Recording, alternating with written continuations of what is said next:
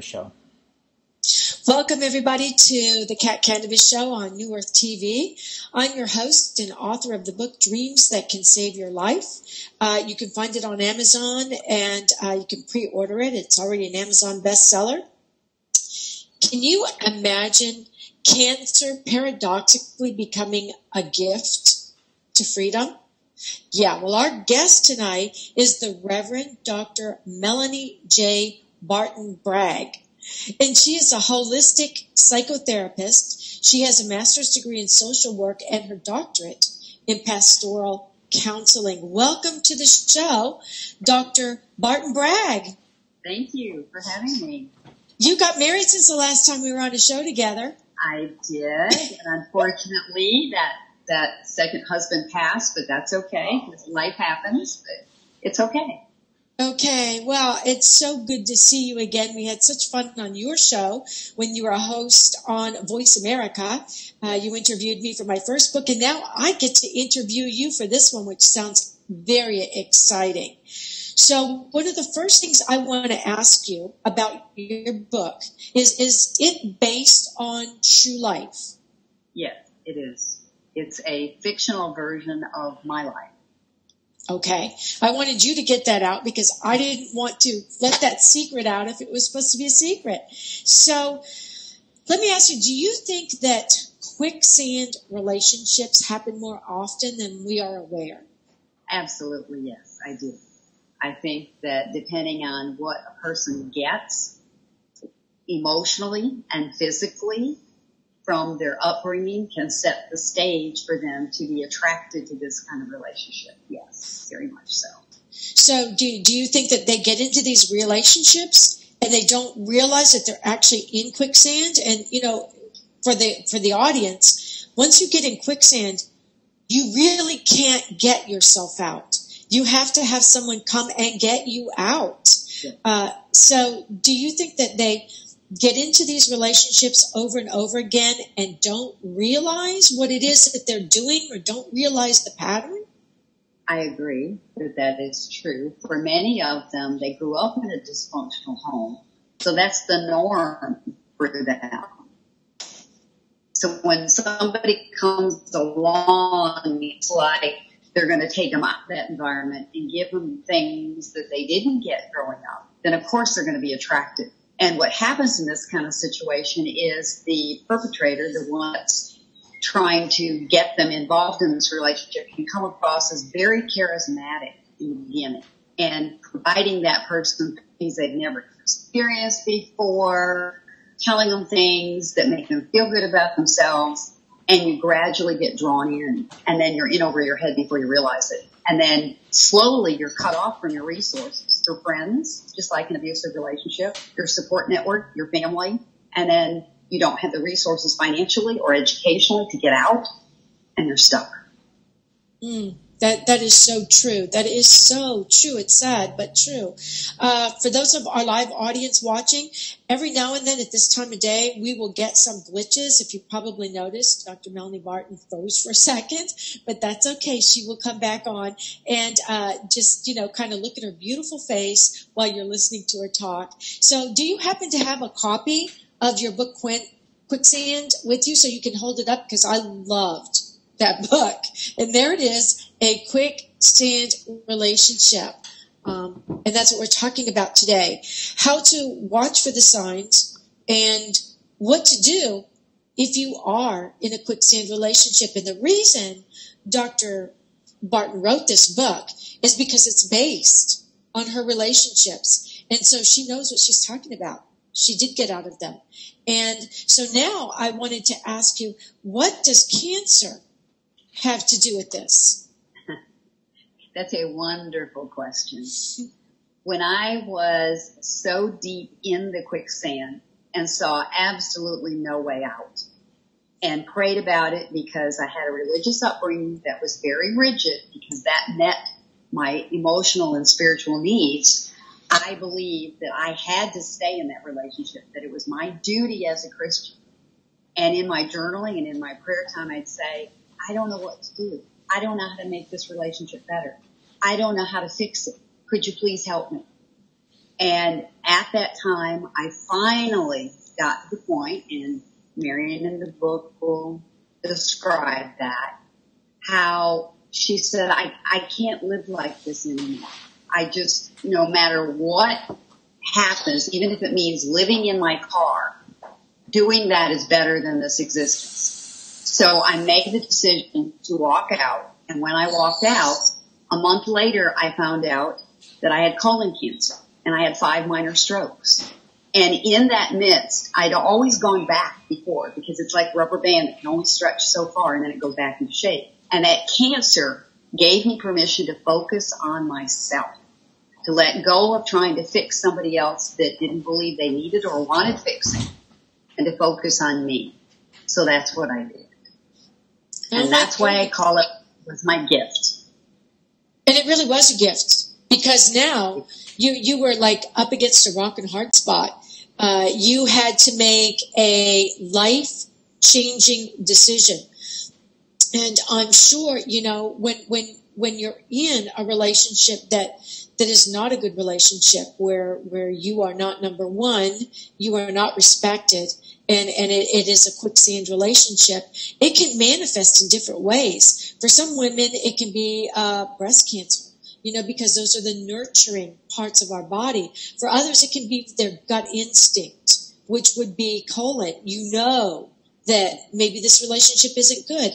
But as we were talking about when we first came on, it could be our comfort zone, because we're so used to being uncomfortable that we are afraid to step out of the discomfort of the way we were raised or the relationships we were in as a child, until all of a sudden God taps us on the shoulder and says, look, you know, you've had a couple of chances to get out of this and you couldn't. So I'm going to give you this incredible gift so that you will now focus on yourself and get yourself out of this relationship. So in a way, the disease given through God is that rope of life that drags you out of that muck and mud and into life.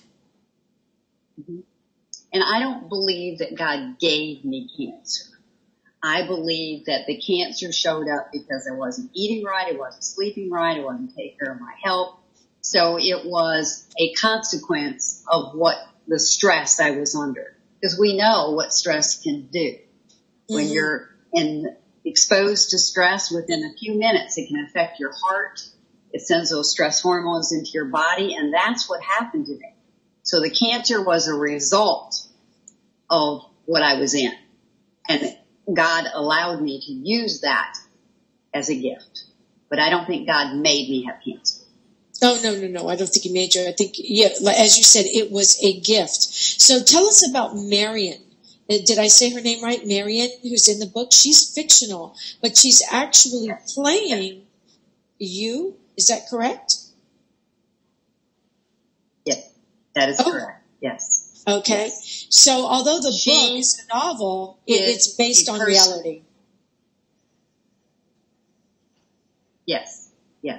I did that way because the book is about my recovery told through Marion's eyes and mouth. It's not about somebody else in the book. Their issues are their issues. So it's not me trying to tell their story. It's telling my story. And so Marion is the person that I selected to be the voice so that it would focus on her rather than personally on me. Interesting. It's funny. We're live on Facebook now, and somebody just Facebooked me and said that their fur babies, their pets, their animals were what head-butted them out of the quicksand. So I thought that was interesting. I'd share it with you. So what resources are available to help addicts and their loved ones? And you mentioned somewhere that this quicksand or these negative relationships can be addictive. Yes. There are all kinds of 12-step recovery groups. One is called S-Anon. It's the letter S like Sam, A-N-O-N. N-O-N, and it's a 12-step group like Al-Anon. You can go to Al-Anon or S-Anon. For the addict, there's S-A, S for Sam, and there's S-L-A-A. There's also treatment facilities you can go to around the nation for the person who is what we call the codependent in the relationship with the addict. There's also places that the addict can go. I do a online therapy group. It's a teleconference group every other Tuesday. And if people wanted to consider becoming a part of that, I'd have to screen them, but that's a possibility. So if they would email me at drmelaniebarton@gmail.com, they can let me know that they're interested, and then I would screen them and see if they're appropriate, or refer them to a local S-Anon group or Al-Anon group or whatever fits their need. Great. So getting back to your book, you mentioned that addicts have to have they have to secure a home base. What do you mean by that? Okay. Addicts are trying to give the appearance that things are normal, that everything's okay. If they have a spouse that looks good to the public, gives all the appearances of the normal family life, they secure that home base, then they can allow their anxiety, their compulsions to go out and sexually fulfill that compulsion. They do that, and then, okay, now I got to go back and secure a home base, because that's their attempt to have normalcy. And the codependent plays that role very well.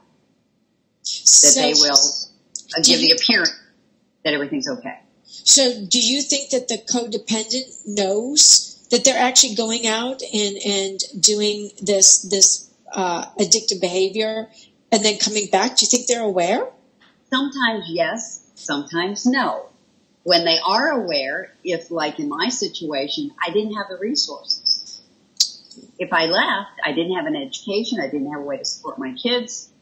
I couldn't, back then, I didn't have what I have now. I didn't have the knowledge. I didn't have the experience. I didn't have the trust in myself. And so I was continually just swept under the carpet and said, well, I'll be the better wife. I will do more of what he is looking for out there. And it didn't work. Mm-hmm. So how has writing this book affected you? And how is it connected to the Me Too movement that's happening right now?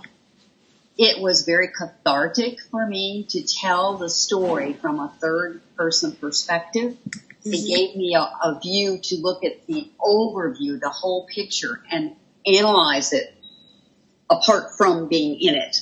So it helped me to be able to see the decisions that were made and the behaviors that happened and the reason for them. It also helped me to understand all the therapy I've had throughout the decades and to see where the pieces all fit together. So it was very effective for me and cathartic for my family members that were willing to read it, because they didn't know. I kept a very good secret. They didn't know what was going on behind closed doors.